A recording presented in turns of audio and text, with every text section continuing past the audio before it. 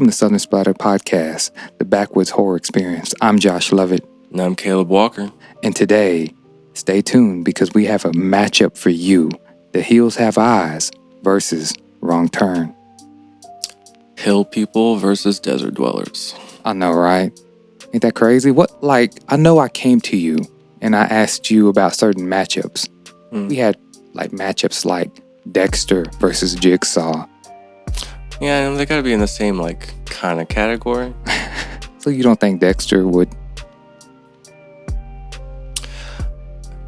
I'd like to see Dexter in one of the saw traps. You know what I mean? Would he kill the other person to survive? That is a good concept. Think about it. Because I was looking at them going after each other in a haunted house.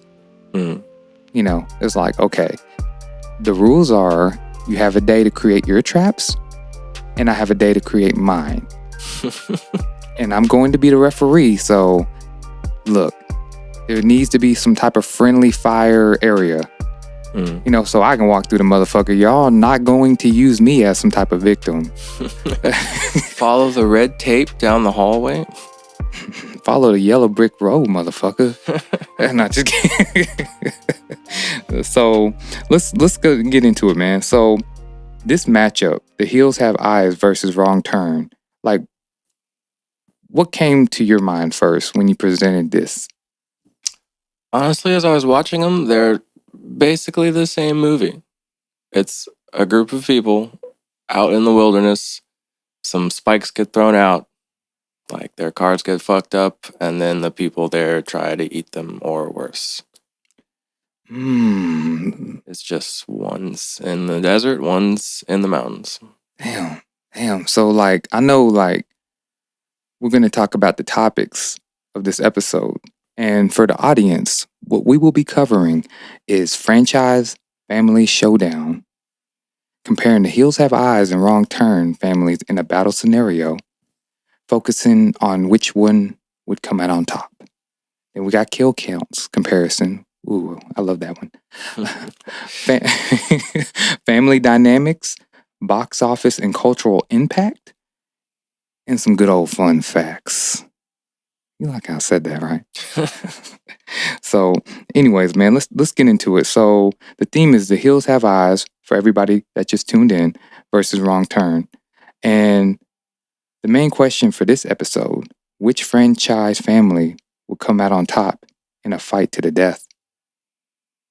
Who do you have your dibs on first? I'm going to have to say it's going to be location-based.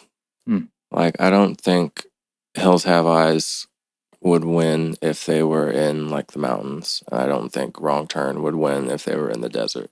But if we had a neutral area, maybe an abandoned building or something.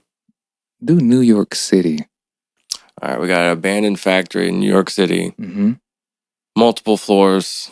There's random weapons everywhere. Rabid rats. Nuclear rabid rats.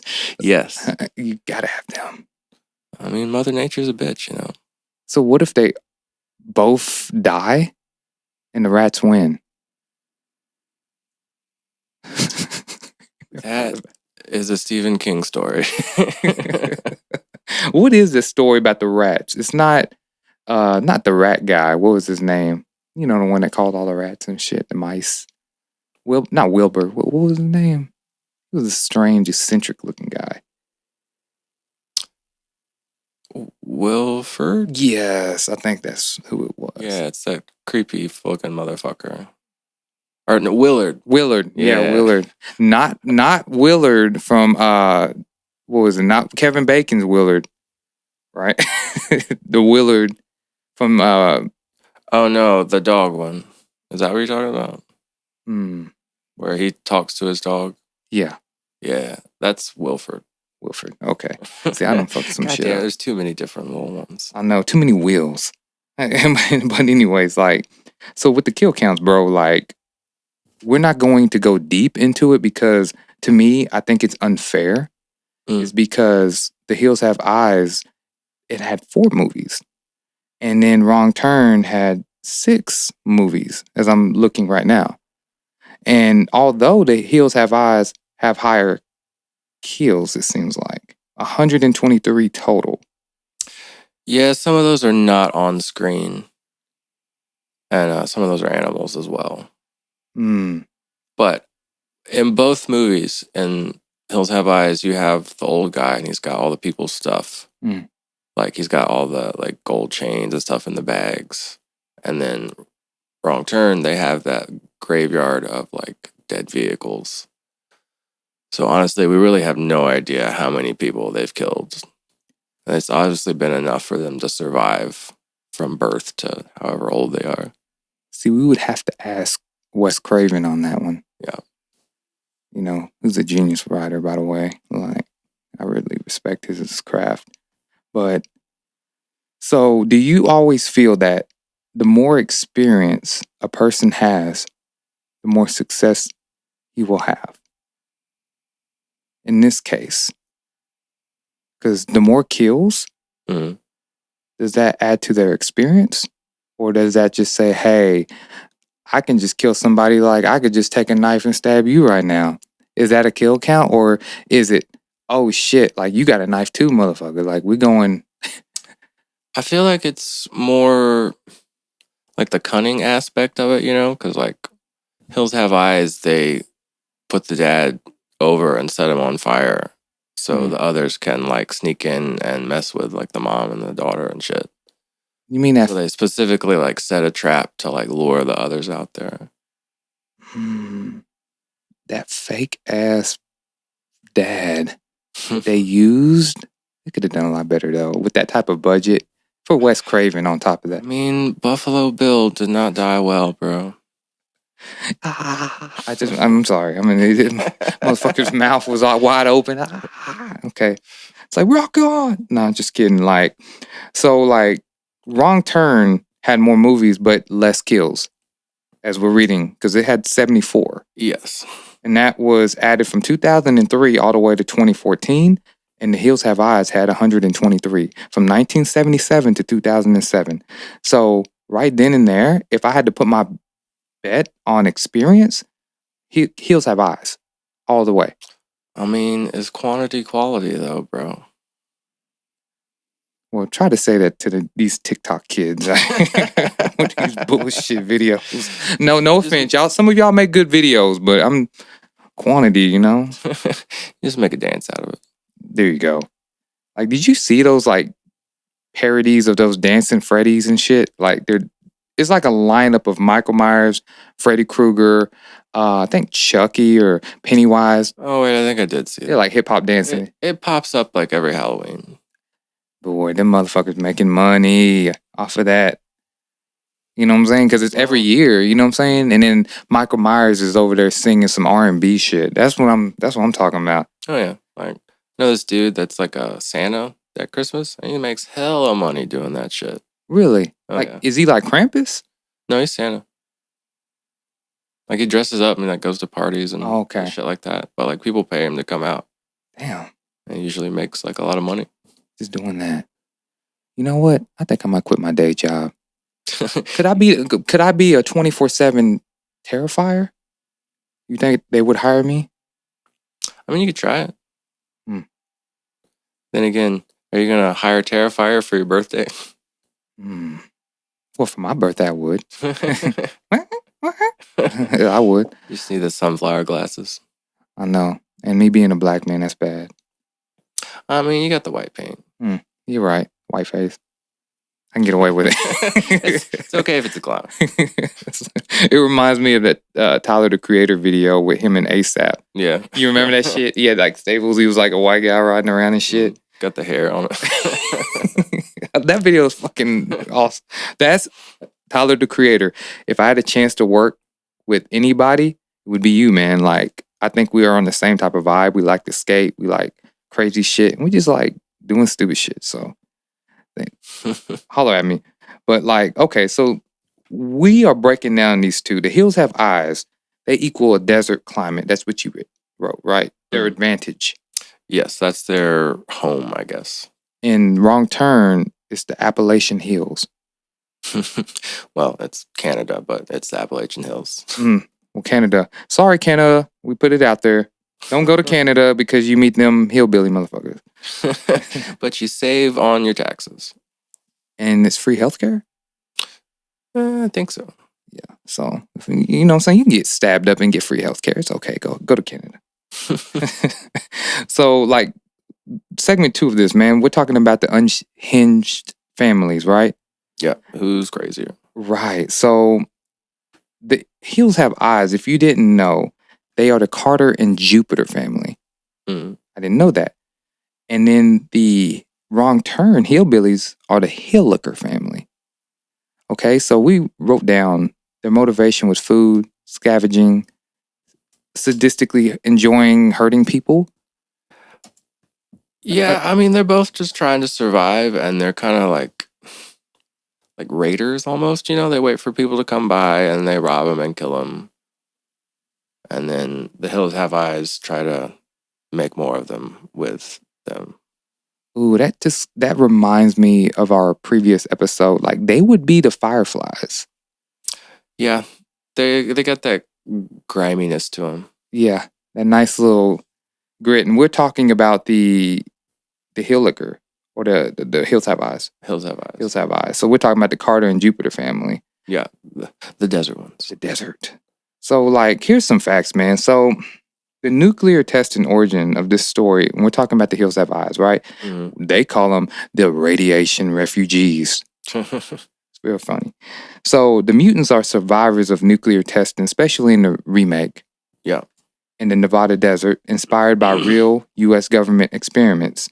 And when it comes to extreme adaptation, they're skilled in scavenging and making weapons from scrap metal due to harsh desert conditions. I mean, in the second one, they've got all those tunnels that they use to sneak around. But see, they also had dynamite too up in that motherfucker, remember? Fucking. Well, I think they stole that from the military. That comes into that scavenging part where they just get whatever that comes across their path, you know? And just kill whoever they need to get the equipment needed. I wish your life was like that. just let me have that Bose speaker. Let me have that Apple computer over there, and it will cost you your life, sir. Like, so I suggest you give it to me now. I'm just gonna shoot you, grab it, and run, and hope that I can get away from the cops. Deal? It's like deal. GTA 7, bro, real life. So, like, the monster-like aspect to them, the radiation deformities, make them more inhuman. I felt savage and feral than their counterparts. It's like they were taking shots, bro. Like, I've seen like shots. We can go back to Boys in the Hood with Ricky, right? Took a shotgun blow to his back. You know what I'm saying? Oh yeah. Compared to like these motherfuckers are getting shot up with assaults. Like, I'm like, God, dog. Do you not know how to shoot, or do you just are you wearing bulletproof vests, or are you just? See, I took it that they just didn't have they had a low pain response. So maybe their nerves don't work so good from the deformities. So do you think their organs are probably deformed as well? I mean, most likely. That is to a degree. See, that would be a great concept because I feel like radiation just kind of kills you. It doesn't make you deformed. Or it gives you cancer.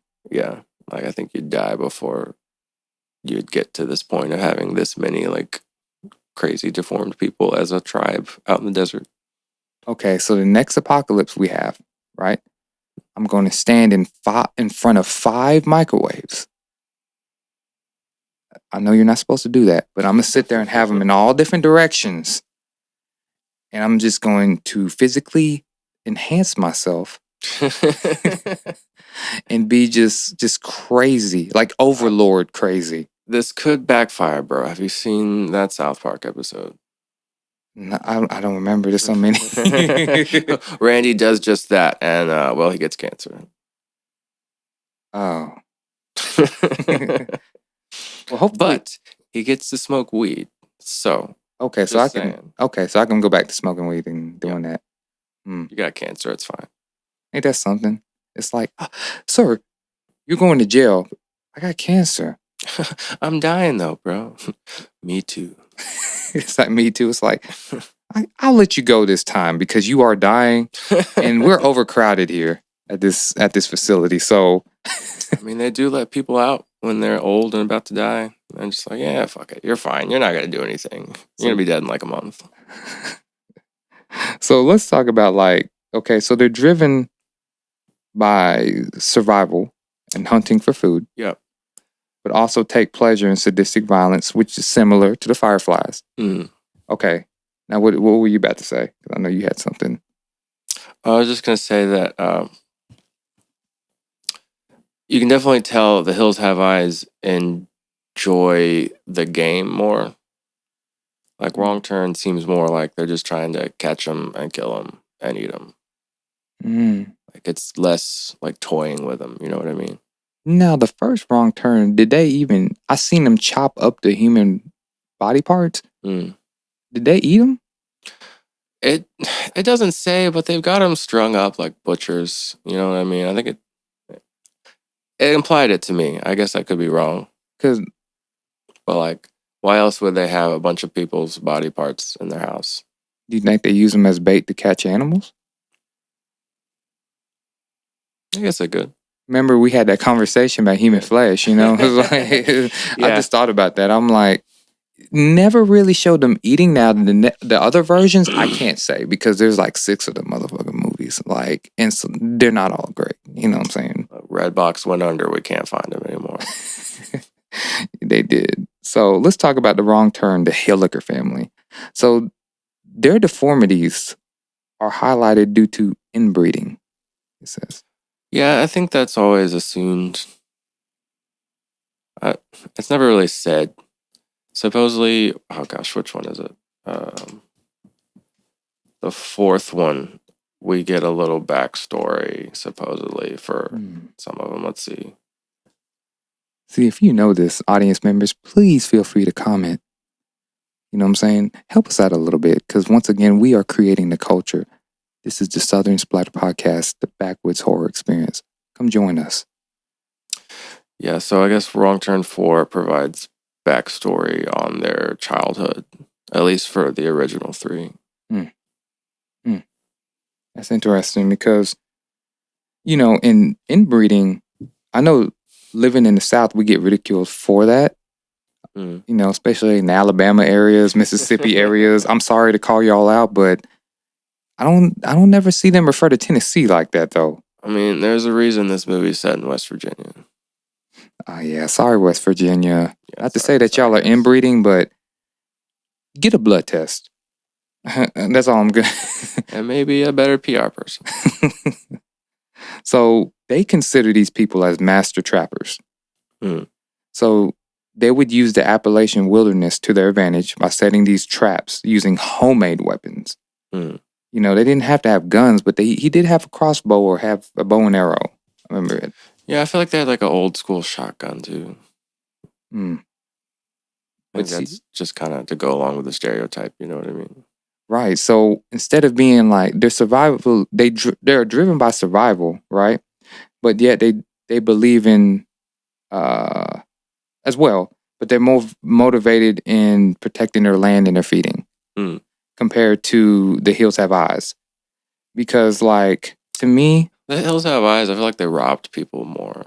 So they were like looters. Yeah. Violent looters. Like a raiding tribe that like swings in and kills everyone, steals you, and takes your women. Because like Wes Craven based it off of the Scottish tribe that supposedly did that and like ended up being cannibals. I read about that in the 16th century. Yeah, let me see. Seaball, what is Sawney Bean? Sawney Bean. Scottish clan leader who, according to folklore, led a family of cannibals in the Scottish Highlands. So you could just be like taking a walk and some crazy cannibals would come and like kill you and eat you. Like some Green Inferno shit. But in Scotland. Wow. So like, so far, like what I've done, I made a comparison. So the Carter Jupiter family, they're environment driven, savagery, animalistic tendencies, and psychological torment. Kind of like the Fireflies. in the previous episode. The Hilliker family is self-imposed isolation, calculated violence, and territorial control. So, like, to me, one is on the offense and the other's on the defense. That's a balanced play, if you think about it. Yeah, I could see that.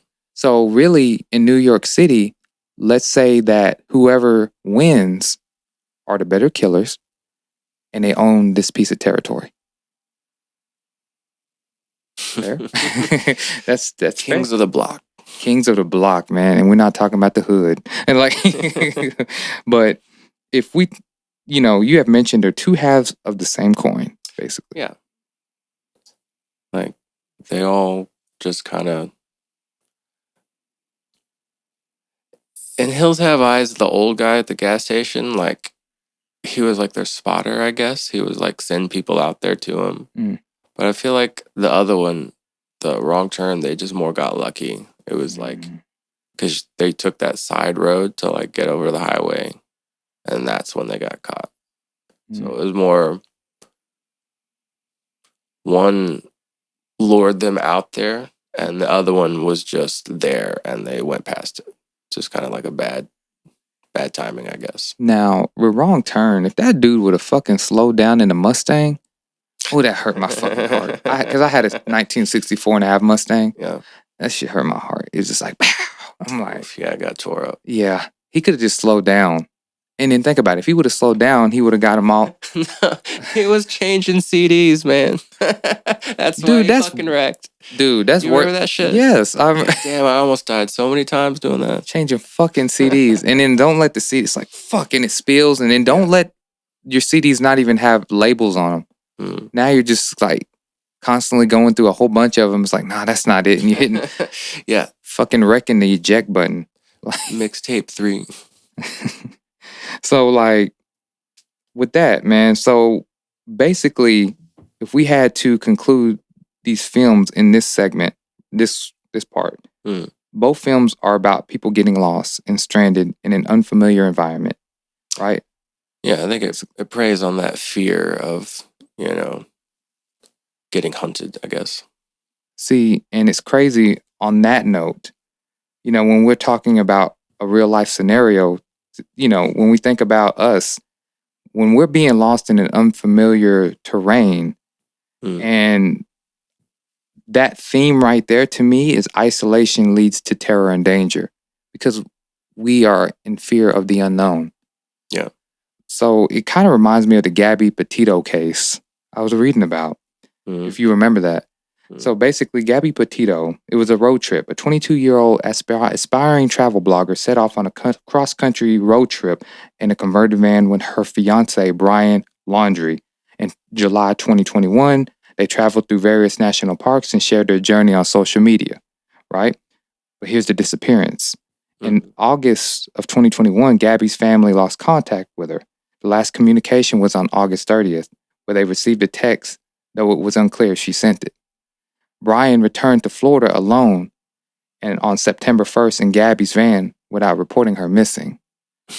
So overall, man, of course, basically the boyfriend, Brian, ended up doing it. And he was possessive and was like a whole domestic violence case. But what did he expect? Going on a trip with her and coming back without her and being like, nope, I don't know anything. Like, I mean, come on, man. And he killed himself. You know what I'm saying? They found it in a letter of him admitting that he murdered Gabby, What if he didn't? What if he was the second victim? Or what if he was the person luring? Like the guy at the gas station. Spotter. Oh, yeah. Hey, we got another one. You know what I'm saying? But this time we're gonna go viral with this one. This is 2024, motherfucker. Like, so it's crazy, like, how they used or how this incident can kind of relate to the fear of being in an unfamiliar terrain. And like, when was the last time you went anywhere without fucking Google Maps going? I'm more of a Waze guy. But you know what I mean? Like, you ain't never like been like, all right, I kind of know where this is. I'm gonna go find it anymore. Oh yeah, I use Google Maps or Waze for parking too. Like, it really helps. Yeah, dude. We'd be lost without our GPS. Thank you, Wazers, too, for going around with your little cars on the app. and just implanting and saying, hey, there's a pothole right here. It's like, saves me in alignment. So basically, like, let's go to it, man. Let's move on. So we're talking about like The Hills Have Eyes and versus Wrong Turn once again for people that came in. In that segment, I would have to go with still The Hills Have Eyes. I think their offense. Don't get me wrong. Like, if we put them in a neutral area, they're gonna win because they're on the offense. I feel they don't care, right? But if you're in an area that the Wrong Turn, the Hillikers are familiar with, then we got a problem. Home court advantage, right? Yeah. But they're not familiar with the area, so they can't really be on the defense. Like, we're not giving them like a few days, bro. We're just dropping them off. How well they adapt. And that's very important. You know, adaptation is the key. You know what I'm saying? So, like, moving on, like, movie budgets, right? Yeah. You have written that. So, overall, like, without giving y'all a bunch of statistics, but Wrong Turn had the less budget, the more lesser amount. Yeah, I mean, Hills Have Eyes had that benefit of being, a legacy, like a remake. By Wes Craven, Yeah. who was notoriously known in this genre. Yeah. And, like, to me, but overall, man, having a higher budget, you can have a Michael Bay budget, but your whole movie comes out like shit.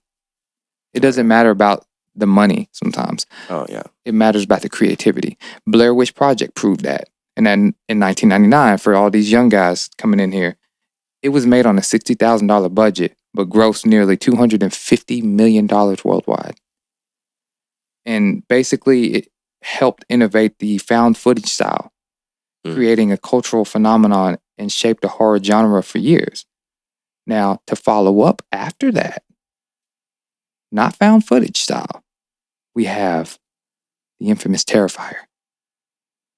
That was made on a $35,000 budget. Bam, right in your face, motherfuckers. Yes. You know what I'm saying? Like, right. Oh, yeah. And it focused on practical effects and extreme violence. That's what it was about. It's like, how much can I get away with? Where's that line for the censors? Oh, yeah. So when you see, like, for all you makeup artists out there, when you see your order of latex on back order, another Terrifier movie is being made. In blood, too. But yeah. I mean, Barbie had the entire world's supply of pink paint. Like that. That's crazy. I didn't know that. It was a lot of pink in that movie. Yeah. Like, it was that annoying pink. Yeah, they I forget what all it was, but it was like almost the entire world's fucking supply. Oh, hell, dude. I'm more of a Miami Vice color pink. Like, Vice City. You want that old school Taco Bell colors, man. Yeah, with the cups and shit, with the little wave on the cups. It's like gray and navy and the little like pink and shit, yeah. Oh, God, we're showing our age so much. But, no, but like, we can say that both films demonstrate that limited resources between the Terrifier and Blair Witch can drive filmmakers to create unique concepts, right? Mm-hmm. So they paved the way for more low budget and high concept horror films, right? So do you agree with that? Yeah, I mean, we see with Wrong Turn, like the franchise, like the budgets got smaller instead of bigger, and they switched their marketing plan to direct to video. So, I mean, they were definitely... That was the thing they could do at that time. I mean, you can't really do that anymore. But I guess streaming is now the version of direct-to-video marketing. But I'd say, yeah, they had to learn to do more with less each time. Because, I mean, hell, the first one, the first Wrong Turn was done by Stan Winston, the special effects, who did Jurassic Park and Terminator. Damn. Like, they were getting like the best of the best to design those characters. Damn. But I'm just reading that, man. That shit's crazy. Like, wow. But overall, you can admit, though, like, Wrong Turn wasn't bad with the budget that it had. You know, it was meant to be a VOD classic. In the end, it wasn't about theatrical releases and distribution. Yeah, like it was just about crazy looking gore, and that's about it. Basically, we'll call it torture porn era. It's torture porn era, but I wouldn't call it torture porn. Really, you just would say it's gritty, violent. Yeah, I mean it's more killing than torturing. You know what I mean? It's not like Hostel where he's got the fucking girl with the blowtorch and shit. It's just getting your head cut off or getting your stomach sliced open. And what about, in The Hills Have Eyes, what about the dad burning alive? That's kind of in the middle. It is, and then it's like the torture of them in the camper and trying to rape and yeah, they definitely enjoy hurting people more. You see, and that's crazy. Like, and then they put no, you're right. Okay, so if you didn't know, the film was a reflection of 9/11 anxieties, with critics noting that its themes of survival and violence that resonated with the fears of terrorism and government conspiracies. And that's just a fun fact I threw out there. But once again, both are great movies. But what struck me more, I think, I hate to say it, with Wes Craven, his storytelling is just unbelievable. I feel that it was just better paced. But if it comes down to characters and who would win in the bout, The Hills Have Eyes. In that case, it's got the higher budget, but they are just more aggressive, and the characters are well distinguished.